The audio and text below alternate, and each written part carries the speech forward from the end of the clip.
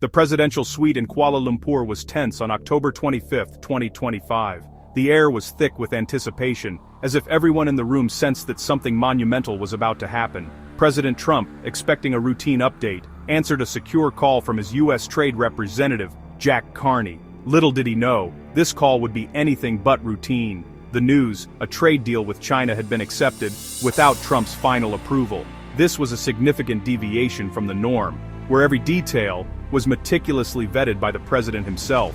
Trump was stunned, his confidence replaced by disbelief and anger. He had always prided himself on being the ultimate deal-maker, the one who called the shots. This was supposed to be his deal, sealed on his terms, not Carney's. The president felt blindsided, as if the rug had been pulled out from under him. The staff was thrown into chaos. What was in the deal? Why the rush? Questions flew around the room, each more urgent than the last. Carney, usually loyal, had acted alone, suggesting he saw a trade war as an unacceptable risk. His unilateral decision was a gamble, one that could either pay off or backfire spectacularly. He gambled that economic benefits for key American sectors outweighed the president's fury. The stakes were incredibly high, affecting industries from manufacturing to agriculture. For Trump, the timing was disastrous. He was in Asia, projecting strength, and now looked out of control.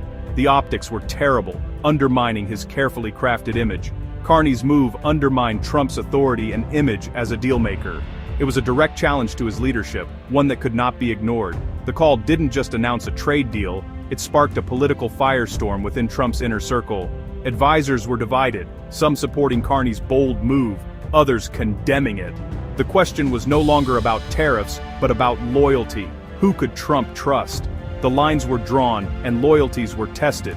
Trump's team scrambled to assess the fallout, knowing this was more than a policy dispute. It was a battle for control, a test of who held the real power. The president's grip on his own administration was suddenly in doubt. The very foundation of his leadership was being questioned. The stage was set for a showdown, not just with China, but within the White House itself. The repercussions of this call would be felt for a long time to come. The shock of the New Deal can only be understood against years of US-China economic brinkmanship. For over a decade, the world's two largest economies have been locked in a high-stakes contest, each move watched anxiously by governments and markets worldwide. The tension simmered beneath the surface, occasionally erupting into open confrontation, and always threatening to spill over into the global economy. Trump's presidency was defined by tariffs, taxes on Chinese goods meant to protect American industries. These measures were touted as a way to bring jobs back to the U.S., but they also sparked fierce debate at home and abroad. The tariffs quickly became a symbol of a new, more combative era in U.S.-China relations. China retaliated, targeting U.S. agriculture and hitting Trump's political base hard. American farmers, once thriving, suddenly faced plummeting exports and mounting uncertainty. The pain was felt in rural communities across the Midwest, where soybeans and other crops piled up with nowhere to go. The trade war escalated, with both sides suffering. Factories shuttered, jobs were lost, and global supply chains began to fray. The world's financial markets trembled as investors braced for the fallout. A fragile truce in May 2025 was set to expire, threatening even harsher tariffs. The clock was ticking, and the risk of a total breakdown in trade relations loomed large. Tensions spiked when the U.S. blacklisted Chinese tech firms. China responded by restricting rare earth mineral exports, vital for U.S. technology and defense. Suddenly, the conflict wasn't just about trade. It was about technological dominance and national security, with both sides digging in for a long fight. The threat, now a full-blown trade war, could plunge the global economy into recession. Economists warned of a domino effect, with businesses and workers worldwide caught in the crossfire. Trump threatened 100% tariffs on all Chinese goods by November 1st. The stakes had never been higher, and the world held its breath as the deadline approached. The Kuala Lumpur talks were a last-ditch effort to avoid disaster. Diplomats and negotiators from both sides arrived under intense pressure, knowing that failure could trigger economic chaos. Negotiators weren't just haggling over soybeans, they were trying to defuse an economic time bomb.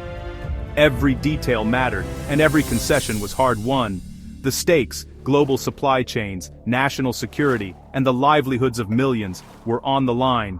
The outcome would shape the future of international trade for years to come. The urgency was real. The world watched as the clock ticked down. Every second brought new speculation, and every headline sent shockwaves through the markets. The Carney deal was born in this crucible of crisis, a fragile agreement forged under immense pressure, with the hopes of millions riding on its success. What's in the deal Carney accepted? At its core, China commits to buying $50 billion in U.S. farm products over 2 years, a lifeline for American farmers. In return, the U.S. rolls back many tariffs on Chinese goods, lowering prices for American consumers. Strategic restrictions remain. China's access to advanced U.S. tech is still limited. The deal includes stronger protections for American intellectual property and a new dispute resolution system. It's a pragmatic compromise, easing immediate economic pain but leaving deeper issues unresolved. The rare earths conflict is only partially addressed. The agreement restores stability for now, but doesn't solve the underlying rivalry. It's a truce, not a peace treaty. The hardest problems are left for another day.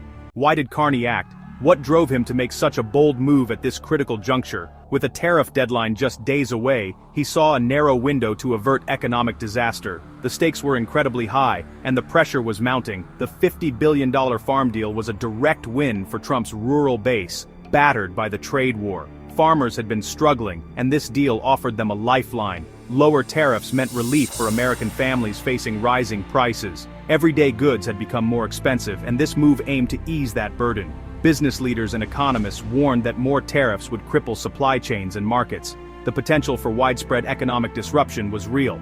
China's rare earths threat raised the stakes to national security. The implications of this were far-reaching, affecting everything from technology to defense. Carney chose immediate, tangible gains over uncertain future victories. He believed that concrete results now would be more beneficial than potential gains later. He gambled that economic benefits would outweigh political backlash. It was a calculated risk, but one he deemed necessary for the greater good. His move was pragmatic, not rebellious, aimed at protecting the U.S. economy from catastrophe. He saw it as a necessary step to safeguard the nation's financial stability. He bet that results would silence critics. The hope was that tangible improvements would speak louder than words.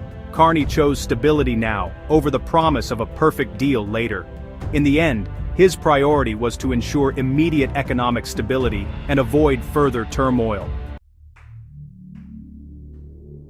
Every major deal requires compromise, and this one was no exception. The U.S. agreed to roll back tariffs and ease some tech restrictions, accepting that total decoupling from China isn't practical. China pledged massive agricultural purchases and stronger intellectual property protections. Big concessions for Beijing. Both sides stepped back from the brink, prioritizing stability over total victory. The rare earth standoff cooled, but wasn't fully resolved. Each side gave up something to gain what mattered most: economic relief for the U.S. and tariff reprieve for China. The deal was a mutual climb down, not a knockout win.